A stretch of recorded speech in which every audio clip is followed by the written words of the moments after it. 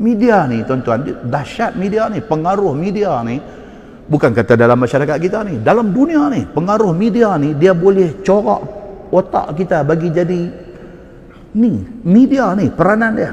Tuan-tuan, WhatsApp hari ni, tuan-tuan keluar satu berita fitnah, hantar dalam grup-grup masjid terutamanya. Masjid ni pun subang juga dengan fitnah ni, subang tuan-tuan.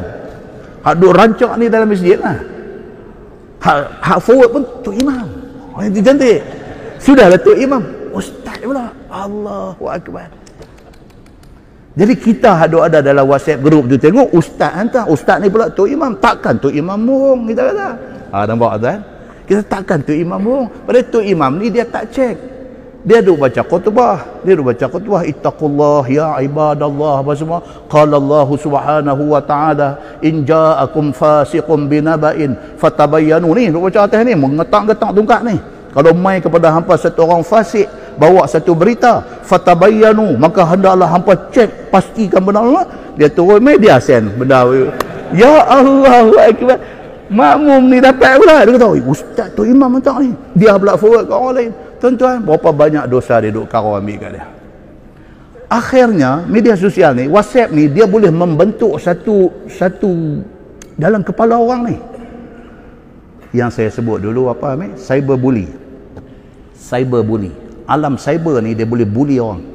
Orang tak bersalah, tapi alam cyber ni boleh membentuk satu persepsi dalam orang ni. Orang kata dia salah, dia tak salah, tetapi peranan media sosial ni, dia bentuk persepsi orang ni, hak duk dapat ni, duk baca ni. Dia kata, aku kalau sekali tak apa, aku ada 10 grup duk hantar main ni, aku pun naik pening kata. Nampak tuan? Padahal 10 grup tu punca Tok Imam tadi lah. Dia seorang ada, tapi pi dalam 10 grup, kan? Akhirnya jadi benda-benda macam ni. Saya pesan kat diri saya, kepada kawan-kawan semua, hati-hati benda ni. Saya orang duk tolak main pun macam-macam, saya tak rajin forward ke orang. Kita pun tak tahu, betul tak betul kita tak tahu. Yang duk galak forward ke orang ni buat apa, kita pun tak tahu. Kita punya dosa pun berlambak-lambak punya duk ada.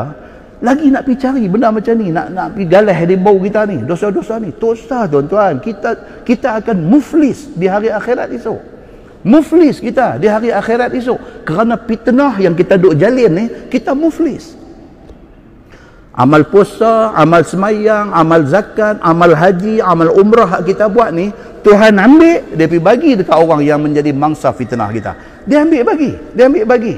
Dah habis liau tuan-tuan. Liau dah tak ada apa dah, dia ambil habis dah bagi dekat kawan yang kita fitnah ni. Lagi ada lagi hutang kita dekat dia. Hadis ni, cerita hadis, dia kata apa, dosa kawan tu pula dia ambil, dia tumpuk atas kepala kita pula. Balik kita di hari akhirat esok muflis, tak ada apa. Tarik poket semua keluar, sapu tangan pun tak ada, jangan kata duit. Tarik keluar poket kosong ya. Tak ada apa. Pasal apa? Kerana kegairahan kita terlibat di dalam kerja-kerja dosa ni.